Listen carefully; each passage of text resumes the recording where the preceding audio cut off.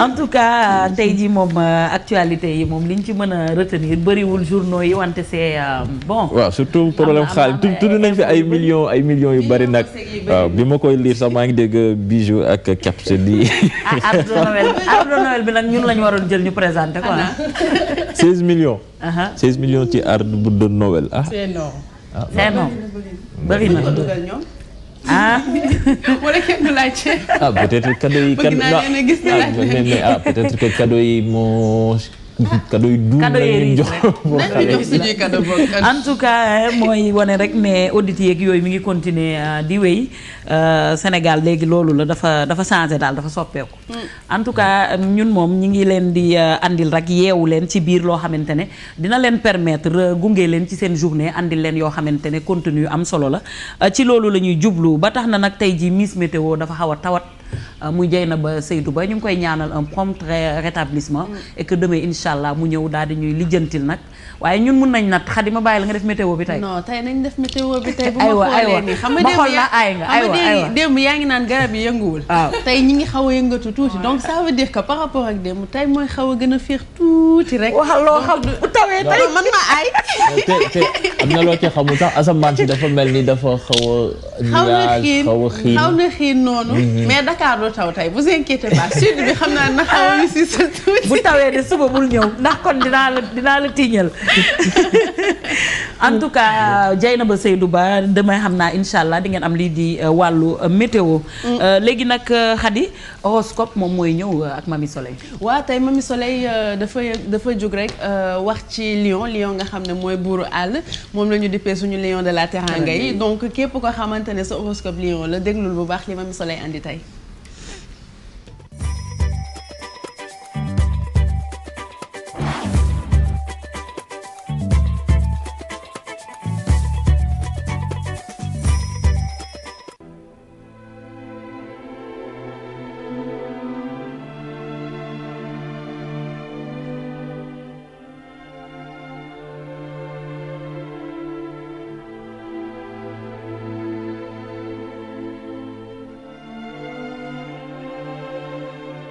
Le lion, c'est un signe de feu, masculin et fixe.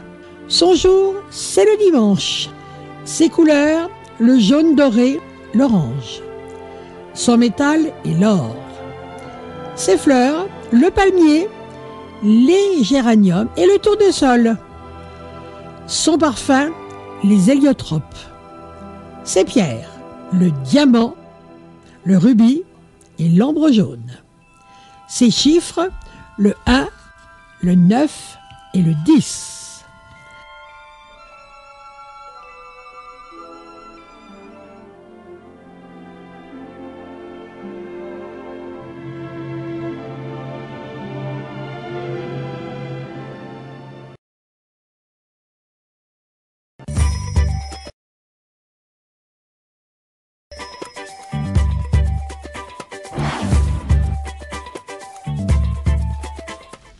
donc merci beaucoup Mamy Soleil pour horoscope bi ñu andil tey j'espère juste que yéen ñi nekk Lyon di ñu seetaan gis ngeen ci seen bopp bu baax. dëgg la ñi nekk Lyon ñi nekk Daara Jolof ñi nekk Touba ak ñi nekk Fongolimbi ak fépp foo mën a nekk ci Sénégal ah moo xam tamit nga nekk ci diaspora bi yaakaar nañ ne Lyon yi gis nañ ci seen bopp bu baax a baax Khady. alors yow Joséphine doo Lyon. non. man ni nga defee transition sax man moom ma jaaxal na ma de. Lyon nga jóge Lyon LION dem Lyon LY. non wax nga dëgg non daal di fële ci Joséphine la c'est pas Lyon.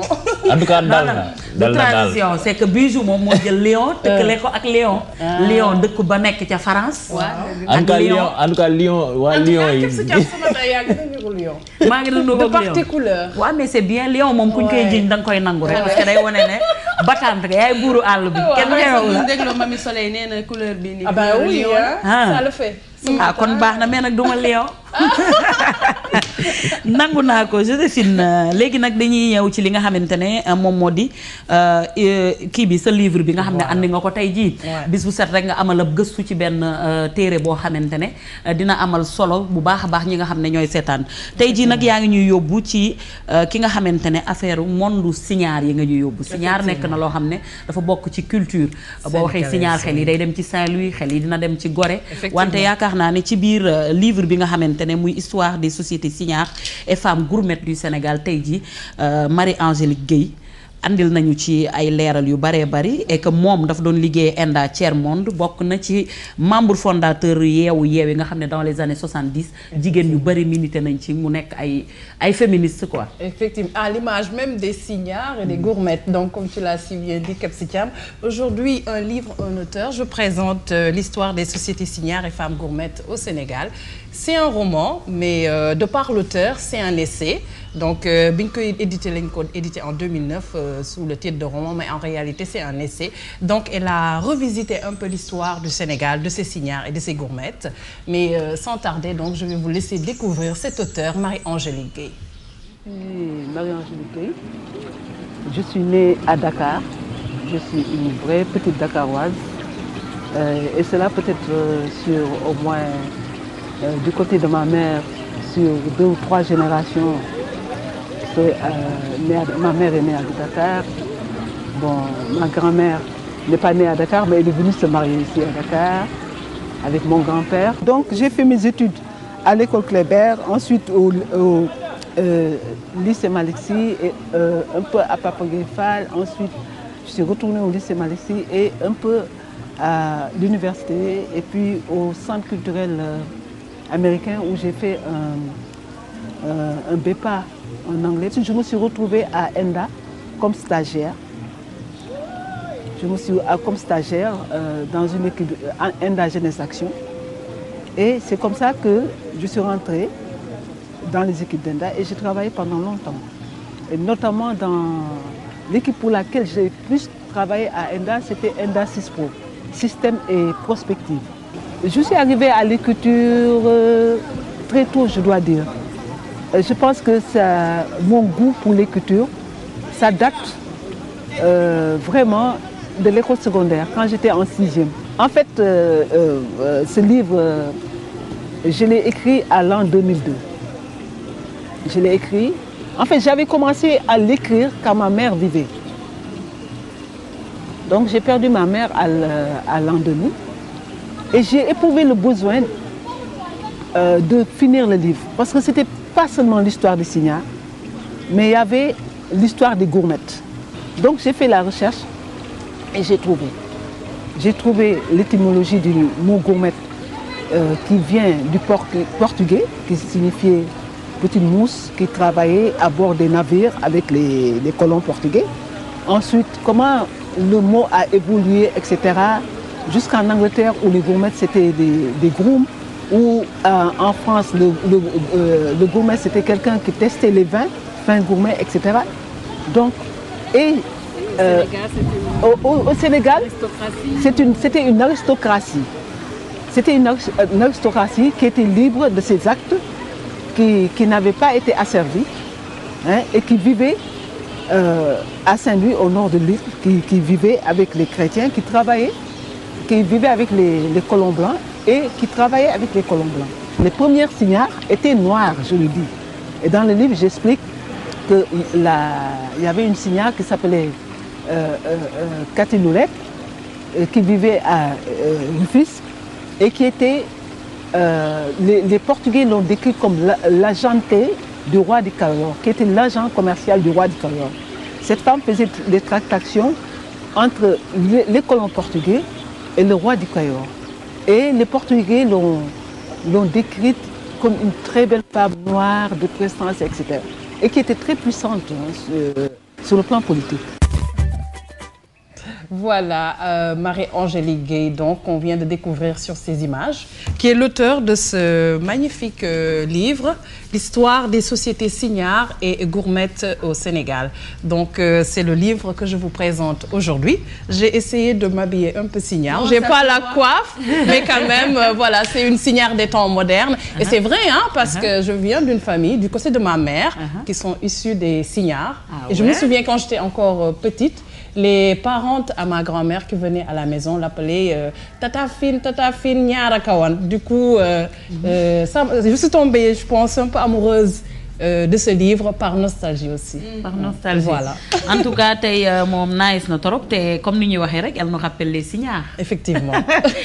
Maintenant dañuy laajte rek dañuy faral di dégg ñuy wax bon gourmette. Effectivement. Gourmette boo waxee dañ naan gourmette wala ñu ne mulâtre wala ñu ne li nga xamante ne mooy signare. C'est quoi la différence? Si différence il y a. Je pense que Marie-Angélique elle-même est issue aussi de cette société. Okay. Donc elle a voulu se documenter un peu. C'est vrai que les signards sont les plus connus à travers le monde, qui étaient issus des 4 communes.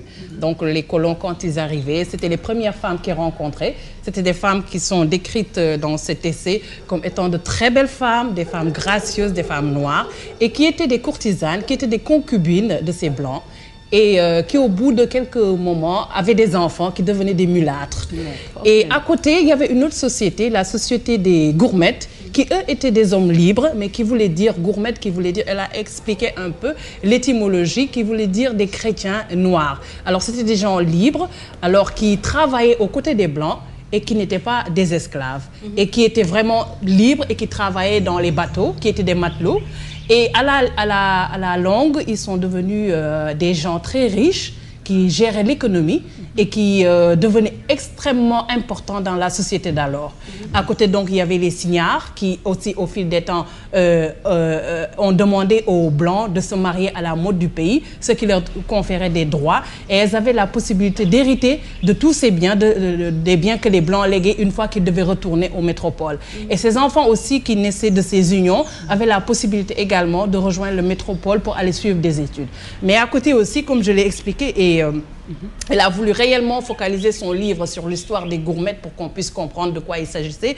C'était des gens, eux aussi, qui ont créé une société qui était devenue très riche et qui ont joué un grand rôle dans l'évangélisation et la christianisation. Donc, qui ont occupé une place prépondérante dans la société. Et c'était des femmes très actives, très féministes et qui étaient extrêmement riches et qui détenaient l'économie sénégalaise de la société d'alors. Et elle, je pense que, comme elle l'a si bien dit dans ce petit essai que je conseille aux gens de lire, elle a voulu quand même éclaircir un peu l'histoire des gourmettes de la société sénégalaise qui ont quand même disparu quand même. Aussi, oui, mais puisque ces femmes constituaient une très grande société, une société importante au niveau du Sénégal, qu'est-ce qui fait qu'elles ont disparu aujourd'hui? Exactement. Alors ces sociétés, comme je l'ai dit tantôt, que ce soit les signards, que ce soit les gourmettes, ils ont eu la possibilité de voir leur progéniture aller poursuivre leurs études en France.